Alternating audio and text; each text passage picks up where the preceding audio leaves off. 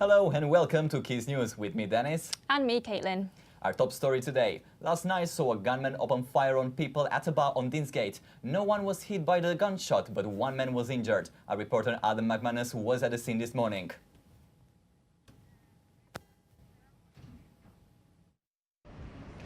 A part of Deansgate in Manchester city centre was closed off last night after an incident happened where gunshots were fired. Men on motorbikes shot at the charity fundraiser event which was happening at the Living Room Ball just right behind me.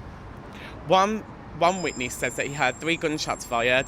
No one was injured apart from one person who was injured during the taking cover, but no one was luckily shot at. The police investigation is still ongoing. Buckingham Palace has announced that Prince Philip will retire from his royal duties in autumn this year. The Prince will attend all his scheduled engagements between now and August, but he will not be accepting any new invitations, although he may still choose to attend certain public events from time to time. The Palace said in a statement it was the Duke of Edinburgh's decision taken with the support of the Queen. And now we are joined by our royal correspondent Sam Ard. Hello and welcome to us, Sam. Is it right that this announcement caused worries? Yes, so reports surfaced early this morning, Dennis, that all of the royal staff across the country have been summoned to Buckingham Palace. So obviously on Twitter and Facebook, social media, rumours are flying about what it could be, because this is a highly unusual move. And the rumours only ended when Buckingham Palace officially announced at around about 10:30 this morning that Prince Philip would just be stepping down from some of his royal commitments. But how much does he actually do? Well, you'd be amazed how much he does, considering he's approaching 96. He did 110 days of engagements last year, 2016. Wow. So that makes him the 5th busiest member of the royal family. And also, he's the president of more than 780 organisations. That sounds massive. He'll surely be missed. Do you think he'll still be involved? Yes, well, he said he will still continue to be involved with all of those organisations, which is a massive number. However, he'll be more selective about the engagements that he goes to and the way he interacts with them. But is it right that he's often been controversial at events that he attends? Yeah, he's quite an expert in putting his foot in it. One of my favourite quotes from him is at a Tom Jones gig. He asked if he gargles with pebbles. Elton John, he's not a fan of him. He said that he wished he'd turn his mic off. Earlier on, I went to speak to some of the public about what they thought about the news. Thank you, Sam. Most people retire earlier than that, so give him a chance to enjoy his retirement, you know. And how important do you think his role's been? Because he's done a lot of work for charities here in Manchester.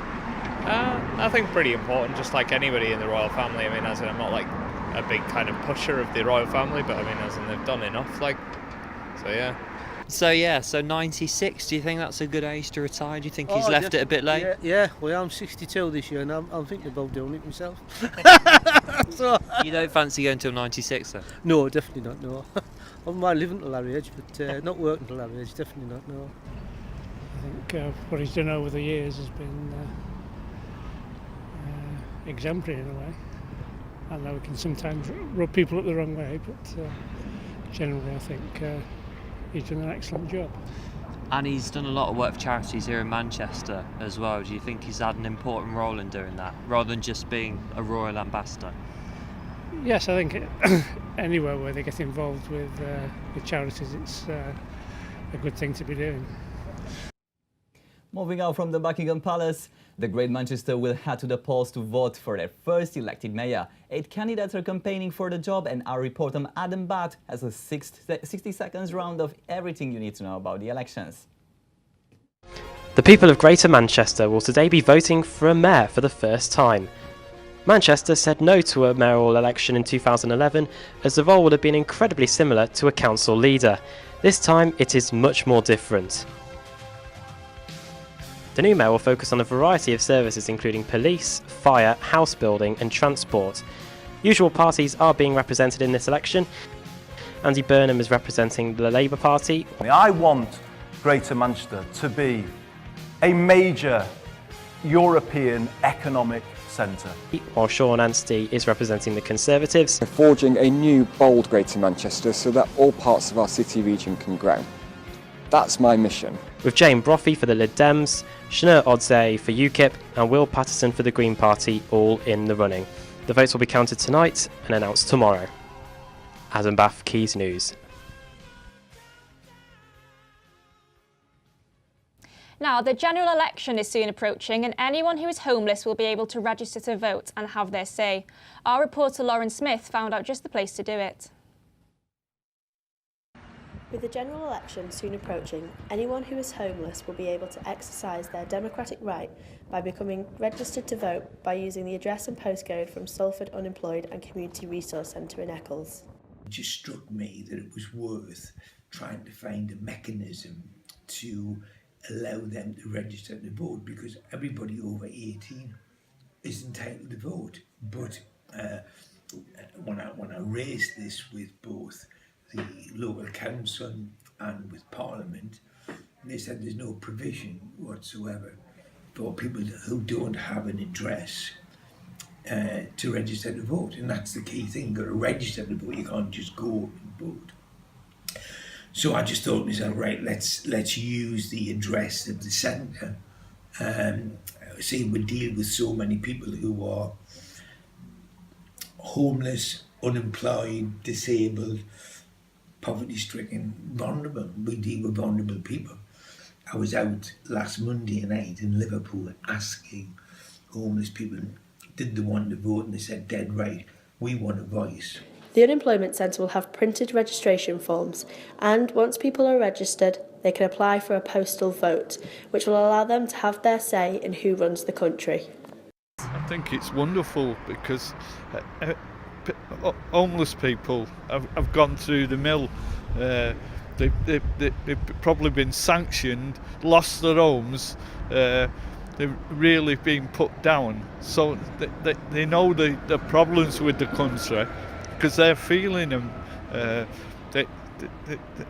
In some cases, it's causing suicides. It's causing. So why shouldn't people have the right to vote?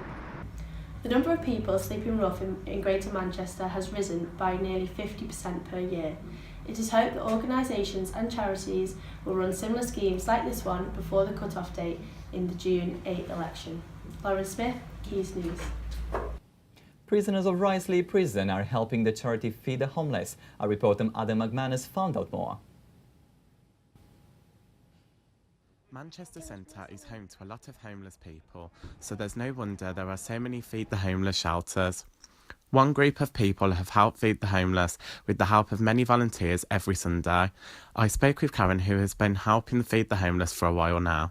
We come along, we set up the tables, we've got half of it is for clothing, which we've got from donations, and then we do hot food, we do hot drinks, and then we're here just to give support and a little bit of a chit chat and just speak to people. It's hard sometimes, it's very emotional, like you get you know, a lot of people come in different backgrounds and it's hard, you know. One side of it is, you know, you're doing a good thing, you're helping people, but I go home sometimes and, you know, I feel awful that I can't do more, but knowing that we've done a little bit, you know, just feeding someone, being there, a bit of a chit chat with them, it makes you feel better, but makes me want to do more. Many of the volunteers are prisoners who are there to help the community in the hope that it will rehabilitate them. Andy Laidlaw is the governor of Her Majesty's Prison in Risley, who send many of their prisoners to help out feeding the homeless. I mean, charity events that prisoners get involved in, it's part of restoration, reparation, it's part of them paying something back. So it's not just a benefit to whoever receives whatever's proceeds are made from the charity. It also has a beneficial effect on the prisoners because they get the feel-good factor of actually doing something for someone else without getting any reward for it. So it's very much part of the restorative theme that prisons are picking up now. For Manchester, this is just one of many places that tries to help out with their homeless. However, should it be like it should be all of society helping out rather than just small groups of people to help bring the community together? Adam McManus reporting for Quays News. And finally, I went to Salford University's fun run held by the university's Vice-Chancellor to raise money for KidsScan.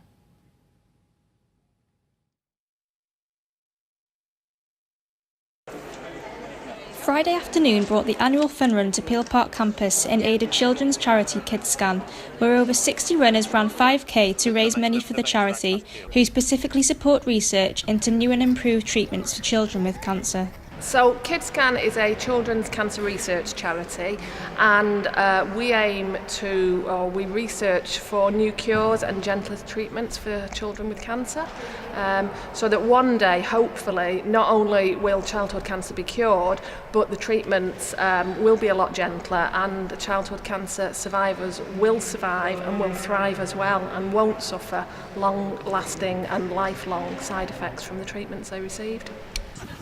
1 in 500 children in the UK will be diagnosed with cancer before they are 14 years old. Tragically, 25% of these children won't make it to their 30th birthday. Cancer is the leading cause of death in children in the UK. Through groundbreaking research, KidsScan is striving to change that, giving every child with cancer the treatment they need to survive and thrive.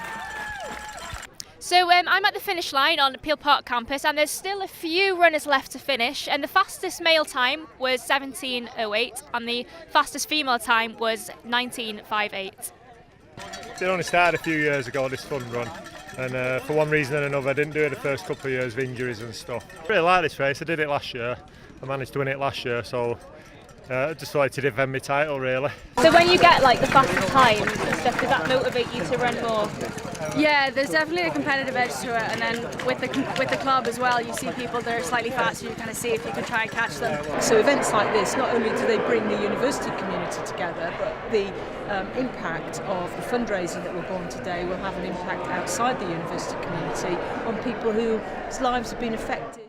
That's all from us today. Goodbye. Goodbye.